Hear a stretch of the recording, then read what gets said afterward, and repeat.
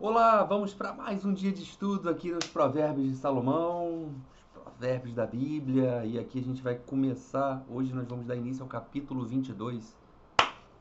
Então, vamos comigo, vamos que vamos para mais um estudo aqui fantástico aqui nessa nossa jornada. Nossa, que já está indo pro dia 61. Vamos junto? Bom, o capítulo 22 ele vai trazer a questão da sabedoria, enfatizar muito a questão, de novo, da sabedoria, palavras sábias do justo, dos sábios, e como a justiça, ela envolve a todos nós de alguma forma. Vamos começar pelo versículo 1, que fala do seguinte, capítulo 22, versículo 1. Mais digno de ser escolhido é o bom nome do que as muitas riquezas. Ser estimado é melhor do que a riqueza e o ouro. Olha só, isso aqui fala de integridade pura. Eu vou ler de novo para bater bem forte aqui dentro de nós. Mais digno de ser escolhido é o bom nome do que as muitas riquezas. Ser estimado é melhor do que a riqueza e o ouro. Ou seja, a gente vive numa sociedade que é melhor ter do que ser, onde as aparências enganam. A gente vê aí muitas coisas sendo mostradas nas redes sociais que todo mundo mostra ter, mas quando vai ver a vida realmente da pessoa não é nada daquilo. É tudo fake. Então Salomão nesse provérbio aqui ele foi muito categórico.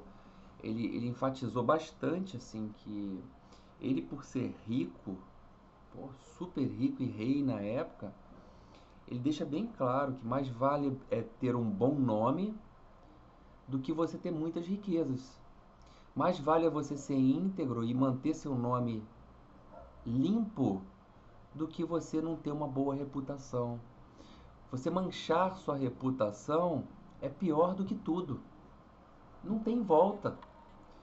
Então é melhor você ter um nome limpo aonde você quer que vá do que você ter o bolso e a vida toda suja, grudenta. É melhor você transitar com uma consciência limpa e dormir no seu travesseiro com uma consciência limpa do que você nem dormir direito e ter insônia. Então, assim, a riqueza em todos os sentidos é uma benção, a conquista, a prosperidade, mas a gente não pode se perder.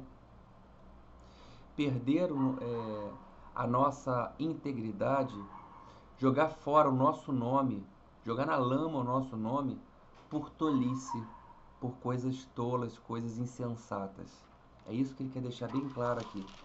É para a gente pensar muito bem em nossas escolhas e enfatizar bastante a força do nosso caráter, da nossa integridade. Isso perdura, isso perpetua entre as gerações. Isso seus netos, seus sobrinhos, seus filhos vão falar disso até o fim da vida. Do homem bom, da mulher boa que você é, do que você foi, pela integridade, pelo bom nome que você levou. Você não se deixou levar, você se manteve forte, se manteve firme, manteve sua reputação elevada, sua moral ilibada. Então, é assim que a gente tem que tentar viver a vida. Sabemos que é difícil, a gente escorrega muito, a gente erra, mas a gente está aqui para consertar e Deus está aqui para nos ajudar. O versículo 2 fala o seguinte: o rico e o pobre se encontraram, a ambos fez o Senhor. O rico e o pobre se encontraram, a ambos fez o Senhor. Deus fez o rico e fez o pobre. Ambos se encontram, porque a dualidade, aqui está falando não só do rico e do pobre, mas da dualidade.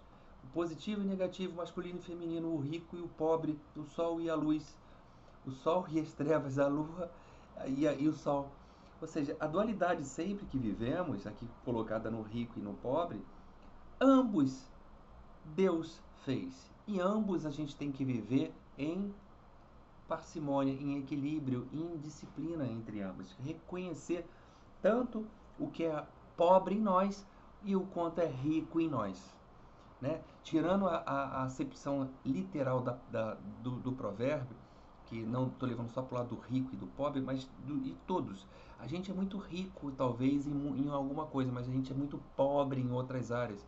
E a gente tem que encontrar essa unidade para que a gente seja. Porque ambos foram desenvolvidas e criadas por Deus. Logo, se foram desenvolvidas por Deus, se foram criadas por Deus, vieram para viver em união, em conjuntos. Alguns chamam de luz, o nosso lado luz e o nosso lado trevas, o nosso lado sombra. A gente tem que viver em conjunto. As sombras muitas vezes nos levam à luz. Isso aqui é um provérbio de dualidade, que tem que haver uma integração, porque ambos são de Deus. Ambos são de Deus. Logo, se ambos são de Deus, a gente tem que viver em união. Saber conviver em união, saber enxergar o nosso lado sombra, aprender com ele, trazer para a luz e nos lapidar, nos reformar, nos tornarmos melhores. O versículo 3 fala o seguinte, capítulo 22. O prudente vê o mal e se esconde, mas os simples prosseguem e sofrem as consequências. Olha só. O prudente ele vê o mal e se esconde, os simples prosseguem e sofrem as consequências. Aqui os simples, a gente pode dizer, daqueles que não procuram conhecimento, daqueles que querem viver ali sem buscar nada e a vida te pressiona, não, mas não quero, dá uma procrastinada. Essa conotação do simples nesse provérbio aqui que a gente está entendendo. Então, o que acontece? Deus, a vida, ela nos coloca placas de sinalização. E aí cabe a nós olharmos, como a gente está dirigindo no trânsito, olharmos para as placas e tomarmos uma direção perfeita. Isso é prudência. Para que as placas de sinalização elas vêm na nossa vida? Para nos sinalizar antes do acontecimento. Ou seja, elas instalam o gatilho em nós da prudência, para a gente se preparar para tomar uma ação, tomar uma atitude, para que a viagem ela seja segura. Então, o segredo de uma viagem de carro, por exemplo, se você vai pegar uma estrada, é você obedecer às placas de sinalização, obedecer às faixas de sinalização, às pinturas, para que você vá seguro. Então, a prudência, ela enxerga o mal e se esconde, porque ela não vou na direção do mal, eu vou observar e vou tomar uma melhor decisão para mim. Então, ignorar um mau caminho é você fazer feliz, talvez, sua jornada. Porque talvez esse caminho ignorado é o caminho que você observou que não é prudente para você. Então, quando a gente passa por um sinal, a gente vê ali um semáforo, alguns chamam de sinal, outros chamam de semáforo, a gente vai ver ali, tem o vermelho, o amarelo e o verde. Quando as luzes amarelas elas já acendem, elas já estão sinalizando, olha, vai fechar, vai diminuindo o carro, vai fechar, é praticamente isso. E o vermelho ele nos coloca na posição de obediência, a posição de obediência, de obedecer à regra, de obedecer à lei. E o verde? Quando o verde acende, a gente prossegue, a gente segue caminho. Mas e se você resolve ignorar o vermelho, que é a obediência? Você bate, atropela alguém. Se você resolve na placa na sinalização amarela, você mesmo assim acelerar e passar, você corre risco. 50% de erro, 50% de acerto. Se você resolve seguir o verde, não, aí você está tranquilo, você está dentro da segurança que preza as leis de trânsito. Assim é as placas de sinalização de Deus para a nossa vida. Então, fica com essa aí para refletir. Versículo 4 fala o seguinte: o galardão da humildade e do temor do Senhor são riquezas, honra e vida. Olha aqui, ele fala o galardão da humildade e do temor do Senhor, ou seja, o temor da nossa consciência, ouvir bastante as nossas experiências vividas, aquilo que a gente já tem de sinalização que é importante, que pode nos determinar uma reação. Esse é o temor que brilha, que a gente fala assim, peraí, aquela vozinha que fala, não, melhor não, você já se ferrou, Vai de novo mesmo? Então o que que ele fala? A humildade e o temor do Senhor são riquezas, honra e vida. Cara, note isso aí, que isso é uma fórmula. Isso aqui é uma fórmula, porque a gente já sabe que a humildade é a rainha das virtudes. Ele é aquele que a gente já falou, é o pórtico de entrada para as grandes bem-aventuranças.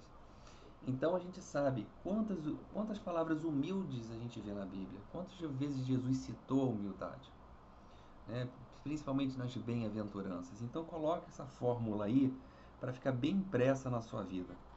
Humildade e mais consciência é igual a riqueza, honra e vida. Registra isso com muita força aí. Humildade mais consciência é igual a riqueza, mais honra, mais vida. Forte isso aqui, hein? Versículo 5. E não, até para potencializar isso, você vê, se você for esmiuçar o que é riqueza, o que é. Deixa eu voltar aqui, perdi aqui. Riqueza, honra e vida. A riqueza, ela produz a honra, porque você adquirir a riqueza em qualquer área da vida, física, emocional, mental, espiritual, ela produz a honra. A honra é a conquista, é a vitória por tudo que você conquistou, almejou, lutou, batalhou e conseguiu. E aí a vida é o que você vai fazer daqui para agora com todas essas conquistas. Uma nova vida, um novo caminho, um novo ser. Versículo 5. Espinhos e laços há no caminho do perverso. O que guarda sua alma retira-se para longe dele. Viu? Espinhos, laços há no caminho do perverso.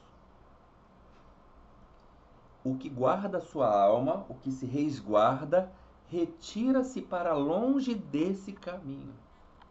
Olha só que forte isso aqui.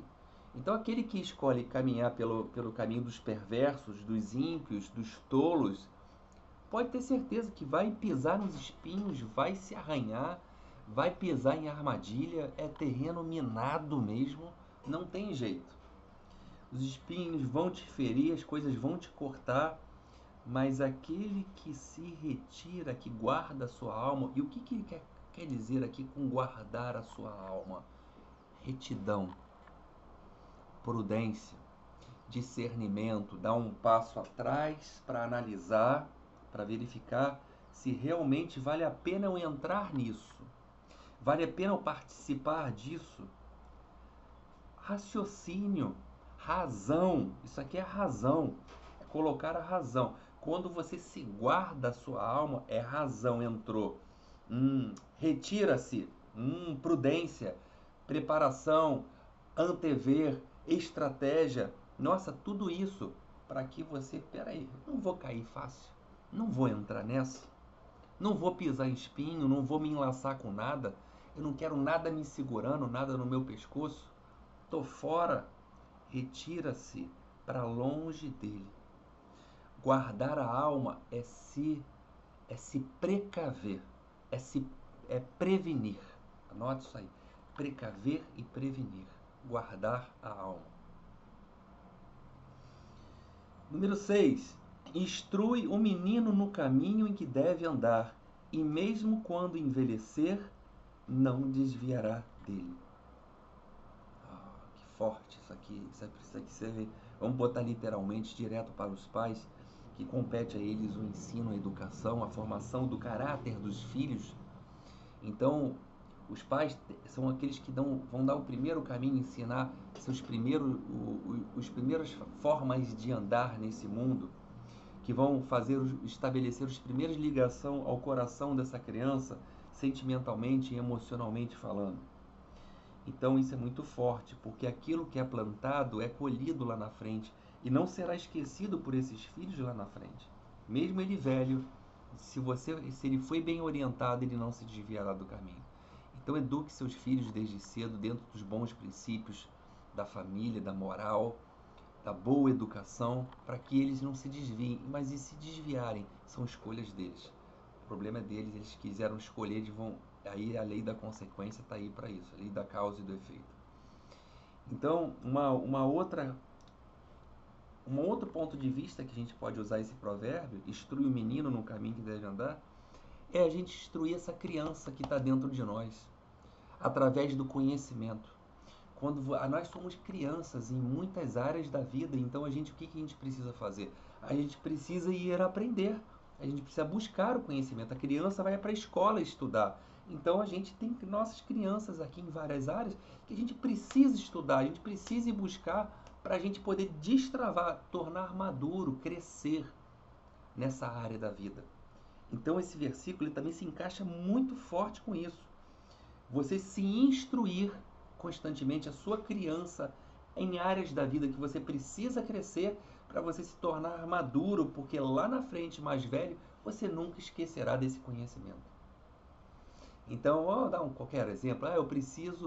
Eu vou trabalhar, por exemplo, na Itália.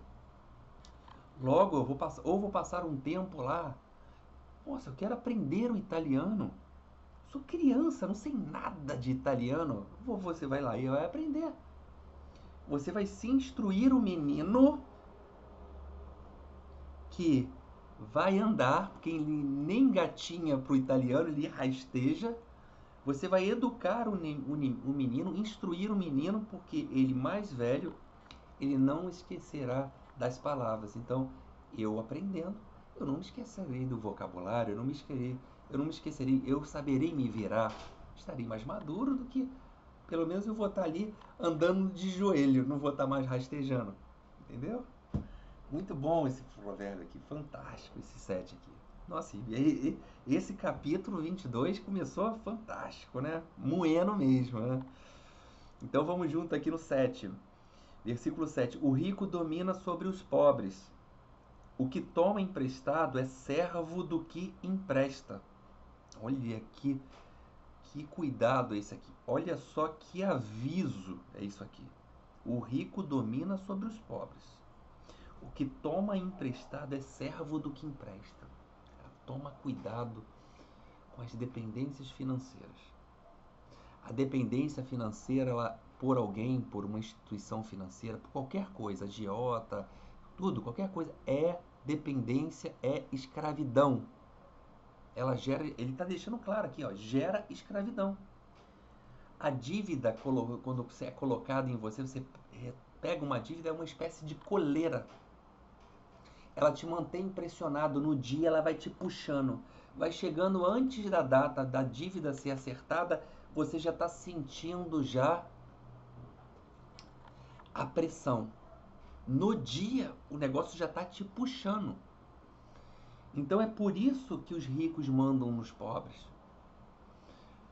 Porque os ricos acabam detendo o poder econômico para isso e aí o pobre toma emprestado e vira refém. Olha a agiotagem por aí, que é uma prática criminosa. E às vezes a cobrança de uma forma injusta, né? E até que às vezes leva a vida de pessoas. Então, assim, esse é um versículo que nos avisa para a gente ter calma, não meter os pés pelas mãos, não ser escravo, não colocar aqui a prisão no seu pescoço.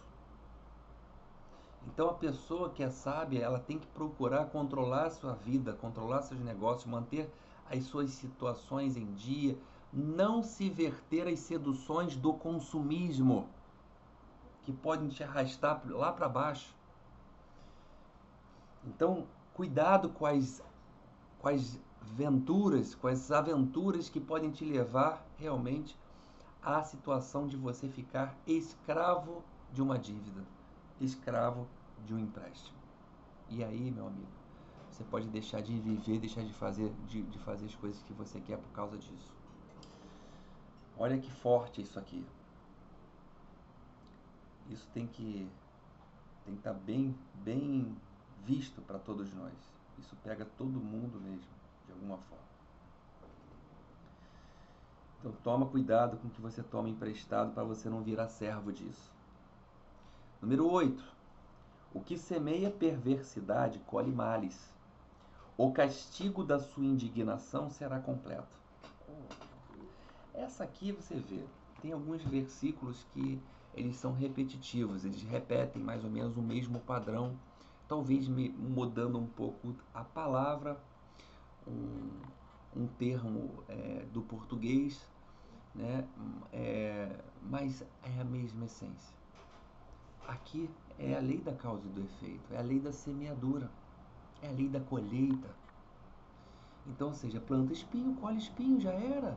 Planta figos, colhe figos. E simples assim. Então, se você semeia injustiça, como ele fala assim, você vai angariar males para você. Porque você está na balança, no lado da balança errado. Você não está nem equilibrado, você está, porque é o equilíbrio perfeito que a gente tem que encontrar. Você só está pendendo para o lado do mal, da injustiça. E aí você vai ser castigado pela mesma destemperança que você acha nesse lado. O modo injusto que você pratica a sua vida e que faz nos outros é o mesmo modo que a vida vai lhe entregar. Sem tirar nem pôr.